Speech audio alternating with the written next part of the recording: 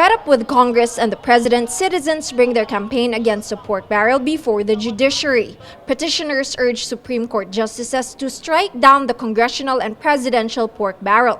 On day one of oral arguments, lawyers of the petitioners say the pork barrel system violates checks and balances and separation of powers. They say allowing lawmakers to identify projects and interfere with implementation after the passage of the budget bill is the so-called original sin as it undermines executive power. Justice Antonio Carpio says the Priority Development Assistance Fund or PDAF in the 2013 budget law is unconstitutional on its face. Carpio says the current PDAF system makes lawmakers' endorsement of projects mandatory, unlike the case in past Supreme Court rulings where it was merely recommendatory. He says this means these are not precedent decisions. This is contrary to the view of Solicitor General Francis Hardileza. The position of the government is the rulings of the Supreme Court continue to be valid. And then we will try to convince the court that despite the COA report, in fact, we will say that there's still no violation. So all the previous rulings from Pilconsa, Sarmiento up to the ruling last year, the Blanc, our position is they're still valid. The government is expected to argue that the problem is not legality, but implementation, and therefore what's required is a political solution. But pork barrel critics disagree.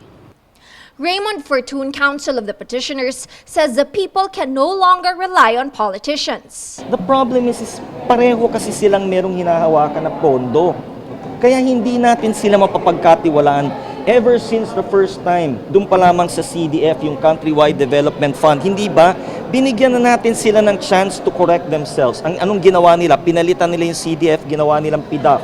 And we gave them what? 13 years to change the PDAF system.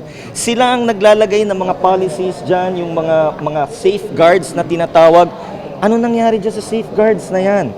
So, we just simply cannot allow these people to be able to continue making changes for us. Chief Justice Maria Lourdes Sereno says the petitioners must establish that there was a systems failure and a constitutional basis for the court to intervene. Sereno goes through the evolution of the pork barrel from involving a few steps and parties to a complicated system prone to abuse.